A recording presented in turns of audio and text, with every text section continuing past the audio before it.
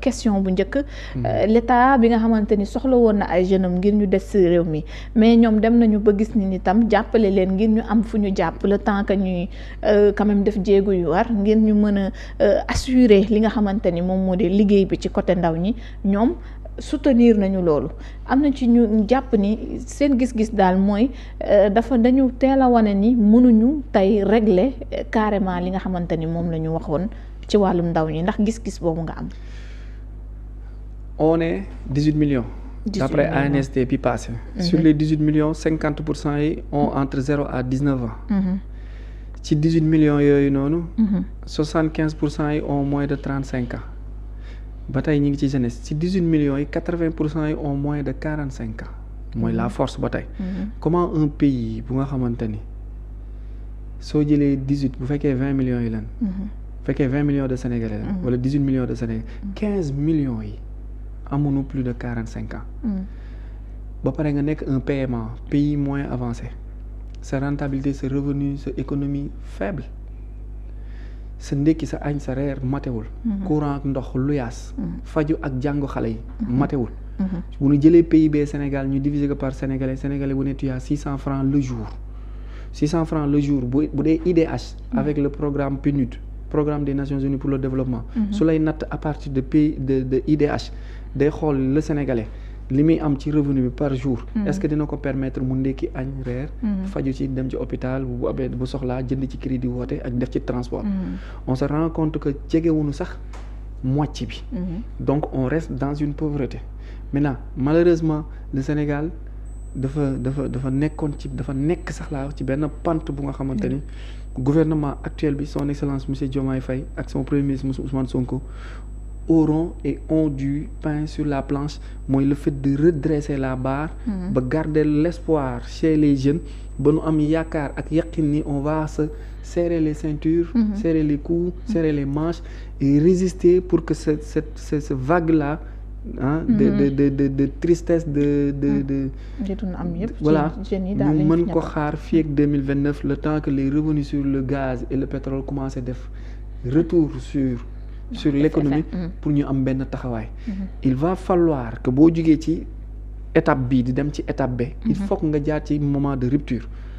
je donne l'exemple que bi ñuy université bi ñuy jugee ci système UV di dem ci système LMD unité de valeur di instaurer LMD étudiants yëpp amul lu ñu waxul woon recteur bi amul woon lu ñu waxul woon Mary Teuw Niane parce que système la bu doon jeex ñuy dem ci beneen système faaw mu am ñu nga xamante ni ñooy doon les bêtes à sacrifier ñoom ñooy dund rupture boobu noonu donc moment bii ñu toll ces 5 prochaines années là ñun ñooy tombeek ñun cette jeunesse là ñooy tombeek les moments durs période de vache maigre pour que après 29 ñu mën a siggi 2030 mën a dem vers l'espoir. Maintenant le rôle du gouvernement mooy beaucoup communiquer mais surtout communiquer en wolof. ñi dégg waaw ñi comprendre ñi xam. on met l'espoir. Bush bi mu ñëwee États-Unis def ay guerre yu bari Obama bi mu ñëwee benn baat la campagne hop mooy l'espoir ba après mu indi yes we can oui nous pouvons parce que boobu gis na ni économie américaine bi perte américains yi commencé perte désespoir mu ñëw jaay leen benn message mooy l'espoir par yes we can. donc yooyu c'est des credos yi nga xamante ni parfois c'est des discours yi nga xamante ni parce que à partir du discours on peut haranguer on peut booster positivement comme on peut détruire la parole peut tout faire. Donc on communique bien simple en wolof très clair dire la vérité à tout le monde à ce que ñu mën a garder sang-froid boobu noonu xaar diggante sangook solu sangu ak solu taatu nee na nga fa lu na xaj na daal baal ma ci expression bi ma bëgg expliquer mooy su ma nee taatu neen ma nga ca mooy pour nga rafet solu ba rafet sangu ba set faw nga jaar ci étape boobu noonu. mais Ousmane Sonko dafa yàgg livrer benn message aux jeunes bu dee wax nga vérité gis nañ président Diomaye nu koy defee noonu la ko Ousmane Sonko di defee Ousmane Sonko bi ne woon toog leen ñu liggéey Sénégal xanaa kay loolu leer na ngir li mën a suuxal suñu réew ñu ànd ko bâtirandoo muy projet bi loolu du message boo xamante ni leer na ndax. si leer na mais ca noppi boo ne yes weekend bu Obama waxoon lii mun nañ ko méngale. toog leen waaw mais xam nga. ñoo ko mënul xaar rek. mënuñu ko xaar mais aussi am na beneen méthode. wala beneen stratégie bu nu waroon gën a yokk doole. en fait Pastef avant ñi yoroon communication bi dëgg benn pôle de com bu amoon doole. ñoom Citizen ñoom El Malick ñoom ministre de l'énergie. mam bi kii. Birame Souleye. ñoom Amadou Ba ñoom Abbas Fall. ce groupe là nga doon dégg motoon nañ benn 5-7 yu nga xamante ne ñoo doon occupé médias yi di wax di dundaloo nit ñi espoir léegi jamono dem na ba seen liggéey seen jot mayatu leen ñuy jël médias yi ak plateau yi. tout le temps tout moment. ak ñoom dàmbuj amatuñu temps bu nga xamante ni dana leen di permettre ñuy génn di communiquer ku ne man j'aurais proposé que ñu mettre en place benn think tank benn cellule de com bu nga xamante ni dañuy relier le palais ak la primature. ci les sujets à discuter ñu ci échanger plus des communicants experts dans plusieurs domaines qu'on les lâche dans les plateaux ñuy continuer di wax di bañ a bàyyi ñi may bañ a tudd seen tur. ñuy occuper médias yi di génnee ay vidéo di wax di gëmloo nit ñi ni doxul mënuñu danoo échec danoo loupé daal di xool leen image yi gis ngeen ñoo fi digg woon li comment tu peux hériter un pays comme Sénégal 9 mois après nga ni da nga koy teg ci raay yi ñu waxante dëgg. 9 mois nga ni da ngay teg réew mi ci raay yi 9 mois man de wax dëgg yàlla. man de tàmbali naan aveu d'échec la li ñu gis. man de wax dëgg yàlla am naa franc parler ak fulla ak fayda bu toll nii su doxul ma ni doxul ndax kenn teewu ma mais man 9 mois mënuma ci àtte kenn koo xamante dama ko fal pour 5 ans. kon teel na ngeen ñu jiiñ leen ne. waaw taux de chômage bi ni mu yokkoo. waaw tey lii ñu gis ci image yi am. wax dëgg yàlla sama ngor mayu ma ñun ñu fal la pour 5 ans man ma fal la pour 5 ans.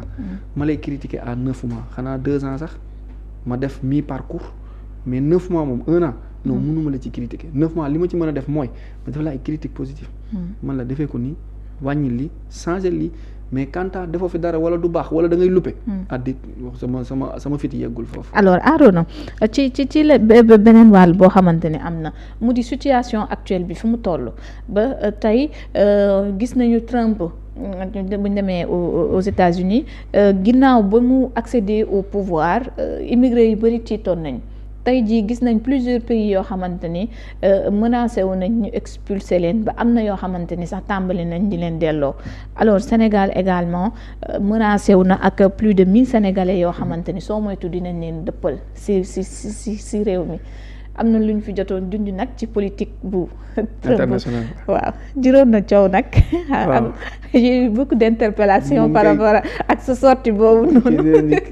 dof bi noo ko mën a invité looloo ci gën a sedd naa looloo gën a sedd ci wax ji. waaw mais bon l'avenir nous dira. Et on voit Trump qui passe à l'acte quand même mais qui menace quand même ces milliers de personnes yi nga xam ne ay immigrés lañ foofu surtout les Sénégalais. bon yàlla ak may suturaal à chaque instant à chaque moment j'ai des arguments yi may apporter. avec le temps aussi da ngay gis ni de jour en jour la vérité wala la bonne information se voit. côté immigration bi. Trump ne parle pas aux Africains. Ah bon? Oui. Trump n'a aucun problème avec aucun Africain. Trump n'a aucun problème avec benn migrant bu légal. Trump n'a pas de problème avec les Africains. Avec les Africains, Trump n'a pas de problème avec les migrants légaux. Alors yu légaux yi. Comment peut-on expliquer li xew nii? Voilà ñu di xewaat information. waaw. Le plus grand trafic d'organes humains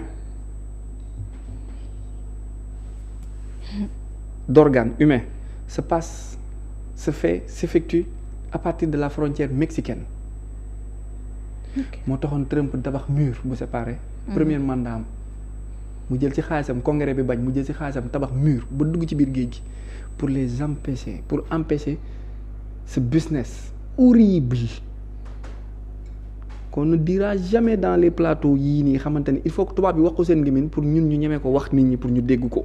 yow li ngay wax nii sax nee nañu ci pays normal yi duñ la bàyyi nga wax ci am na ñoo xamante ni interpellé nañ ma si tax jàpp nañ ne li ngay wax moom ay dëbb-dëbbal la rek yoo jël rek teg nii parce que lii nit ko ànd ak sagoom du toog di ko wax. bis bu nu yeggee fa muy sottee ko wala fa ñëpp di ci jote boobaa ngalawaay bu ni ne Arona ñëwaat waxaat la mu waxoon xam nga lan mooy vraie information mooy ne pas dire ce que tout le monde dit.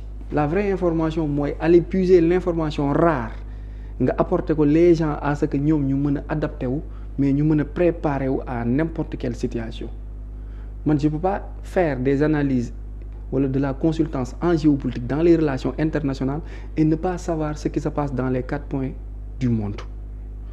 Tey ce qui se passe aux États-Unis frontière bi ak le fait de faire sortir les immigrés ku ko séparer ak le problème de Puff Daddy ku ko séparer ak Californie bu tàkk ku ko séparer ak cessez-le-feu bu Israël c'est parce que tu ne comprends pas que événement yooyu yëpp ñoo lié benn événement la. lan moo indi liaison boobu. dégg nga le cas Puff Daddy. Oui est lié est lié à ce qui se passe en Israël. Est lié à ce qui se passe dans les frontières mexicaines. Trump va chasser tous les Mexicains parce que ñoom ñoo nekk di def ce trafic horrible de l'humanité. Parmi les 47 présidents que comptent les États-Unis, 4 seuls n'ont pas été portés par les lobbies et les 3 ont été assassinés et tués, dont John Fitzgerald Kennedy. Trump mooy le 4e et le seul non-lobby qui a financé toute sa campagne par ses propres poches. Amul benn organisation bu ko porté. Il a eu que le soutien de l'armée patriotique américaine pour faire bouger ce qui se passe dans ce pays.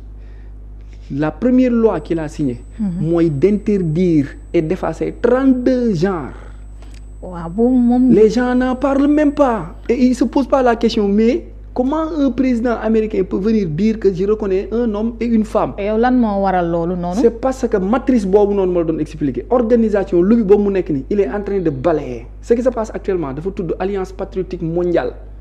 Élan patriotique bi c'est valable dans plusieurs pays ku doxul ci lancé boobu noonu tu perds ci époque wu souveraineté lañ toll patriotisme lañ toll. ñun lu ñuy woote maanaam ñoom loolu la ñuy. mooy jamono moo xew moo fi ne boo xoolee tout ce qui se passe dans les pays du monde loolu la ñuy réclamer. Il est venu encore dire à Netanyahou que je vais te traduire on va te traduire à la cour pénale internationale Netanyahou moo jiite Israël ni ko dommages et intérêts bi palestiniens yi dund yëpp yow la. kan moo ko mës a ñeme. kan moo mës a wax ni lépp luy LGBTQ plus yooyu noonu yëpp c'est 32 genres ñii di sëy ak mala ñii di sëy ak néew ñii di sëy ak ay poupée ñii di góor ak góor jigéen ak jigéen jigéen góor jigéen yooyu yëpp mu ne c'est fini nii ngeen di def par force. ba pare mu ni immigration bi dinaa ko régler tëj frontière u Mexique bi nit ñëpp laay renvoyer ñu génn sénégalais boo dégg ñu génnee ko jàppal ni mi ngi woon ci trafic bi booy bi jaar Nicaragua dem dugg biir États-Unis yor kayitam di liggéey kenn du ko dàq. trafic ban. d'organes humains. les Sénégalais. on parle de 1689 Sénégalais. soo déggee bis boo déggee nii renvoyer nañ des Sénégalais. boole nañ ko ci contingent mexicain ak colombien ak vénézuélien ak brésilien yi ñu wàccee parce que mën nga ñëw bokk ci benn mafia bokk ci benn deal mën nga nekk nigérian sénégalais gambien guinéen ngay liggéey ak ay mexicain. ay gambien waa Burkina Faso ñooñu bëri na ci ay pays yoo xam te dañ leen di delloo ci seeni doom. bu nu moytuwul mais qu'est-ce qui explique cela yow da nga ma ni léegi que ni Trump n'a pas de problème avec les Africains. il n'a pas de problème avec les Africains il n'a pas de problème avec les Africains il n'a pas de problème avec les migrants réguliers il a un problème avec les délinquants et les trafiquants d'organes humains. Ce business-là, ce deal-là, on le dit pas, les gens le savent. xam nañu ko. des Sénégalais li nga non dama ni. deal bi loolu la. mais dama ni koo ci dégg laa la wax koo ci dégg Sénégalais boo ci dégg am na problème amul yoon jaarul yoon wala nekkul ci li États-Unis santaane mais ku am kayit di liggéey États-Unis nekk si yow di santaane mënuñu la génnee États-Unis surtout les pays bu nga xamante ni c'est un melting pot salade de fruits la Trump d'origine écossais la. jabaram Europe de l'Est la bokk Obama Kenya la pël Masaay mooy nopp yu guddi yi di sol comme genre yëre yi donc bu fekkee dëkk boobu noonu ñoo am liberté d'esprit pour mën a accueillir ñëpp comment un président peut venir dire que je vais chasser tous les migrants alors qu'on se pose pas la question de quels migrants il parle et de qui il parle ñooñu noonu pourquoi il va les chasser qu'est-ce qu'ils sont en train de faire. Qu'est-ce qui se passe? On nous parle des criminels parce que gis nañu récemment ki ñu taaloon ci biir métro bi d'ailleurs loi bi yees sax moom la ñu ko tuddee. ñoom lay waxal mais ki jaar Nicaragua rayante dajale 3 millions dem dugg wut kayitam inscrire di xëy di jaay di wàcc. billaahi Trump du ko dàq. d'accord kon ñi jaar ci yoon boobu jarul ñi. même ñi jaar ci yoon boobu noonu te dem ba yegg ñu accepté la ba nga dugg ci biir dëkk bi nga yor sa këyit di liggéey permis bi lay wan ne yow kat migrant nga mais yaa ngi ci norme loolu lay dàqee xam nga ñan lay dàq. c'est bandits c'est délinquants c'est trafiquants te d'habitude ñooñu c'est des Mexicains c'est des Sud-Américains moo taxoon mu tabaxal leen mur. jël ci xaalisam tëj frontière bi dafa état de siège wàccee armée bi foofu mais comme fu ñuy garder or wala diamant. mais nga xam ne kon y a quelque chose qui se passe. c'est ça les vraies réponses et les vraies questions qu'on doit se poser. donc au-delà de ce qui se dit. Oui. Aller au-delà de ce qui se dit pour savoir mais lan moo tax mu jël armée américaine bi yëpp teg ko ci frontière Mexique bi doyul mu tabax mur métal doyul mu ne leen dinaa leen génnee dëkk bi yéen ñëpp ba kii soog a juddu liir bi soog a judd day ànd ak yaayam génn dëkk bi parce que ils ont fait assez de mal à l'humanité ils ont fait assez de tort à la population américaine ils ont fait beaucoup de mal il est là pour corriger et rectifier ces problèmes les gens ne s'attardent pas sur les 32 genres yi mu dindi te loolu yàlla sax da ko ciy gërëm mais les gens s'attardent plutôt si ñi mu war a dàq après xénophobie haine racisme loolu c'est des médias yi lutter contre moom médias yooyu ñooy jàllale plus information Trump am na 12 chefs d'accusation 12 amul benn bu ci réussir pour destituer ko pour wàccee ko amul benn bu ci réussir 53 coups d'état ak attaques yu échoué de 2016 à aujourd'hui il n'a fait aucune guerre l'économie américaine dafa ne xaalis bi ñuy jël di ko yóbbu ci armement Afghanistan yeeg Iran yeeg yooyu ku bëgg guerre guerral sa guerru bopp ñun suñuy doom américain kenn dootu leen yóbbu ñuy guerru jàmbur rentré xaalis boobu yëpp mu def ko ci économie bi daal di wàccee taux de chômage bi créer l'emploi américain yi ni ko yow la ñuy gëm te moom influence politique bi muy am day répondre sur l'influence politique bi nga xamante ne day dox partout dans le monde parce que Trump va dédollariser le dollar faire chuter les accords de Bretton Woods faire tomber le FMI te loolu bu amee l'Europe va chuter et si l'Europe chute l'Afrique se relève. donc parce que Europe Afrique taxaw ci kawam. oui moo tax mu jël ay tànkam teg ko ci kaw Afrique. donc si l'Europe pousse. Afrique day jóg moo tax ma ne il n'a pas intérêt à nous piétiner mais il a intérêt à rendre et à régler un compte rendu avec les Américains. yi nekkoon ci matrice ak business boobu ak Cubains yi les Mexicains. ak une partie de l'Europe occidentale dont les accords de Paris sur le climat ak OTAN organisation du traité de l'Atlantique Nord ak OMS organisation mondiale de la santé. il est une menace Trump. pour ñu jubalul oui pour ñu dëng ñi menace la ñan la fi waxagum ba léegi trafiquant délinquant Israël OTAN club de Paris ñooñu la fi menacé di ba tey waxu ñi jàmm ba tey déggu leen ko mu wax Poutine dara. par contre sax Poutine moo génn nii. si bu fi Trump nekkoon guerre yi du am. Poutine wax na ko bërgi dem mu ni bu fi Trump nekkoon guerre du am. et puis dañu dégg même d'ailleurs ñu ne Poutine Trump tey ñëwam moom moo di cessez-le-feu am ci ay guerre yu bari yoo xamante ni ñëw na pourtant dañu xalaatoon ni moom bu ñëwee lay xaw ci Israël day gën a yokk. xar mi karaw avant mu yegg si ngeen gis si télé rajo yi cessez-le-feu bu Israël. avant muy prêter serment mi ngi prêter le 19 su mu juumul le 17 xaw ma le 15.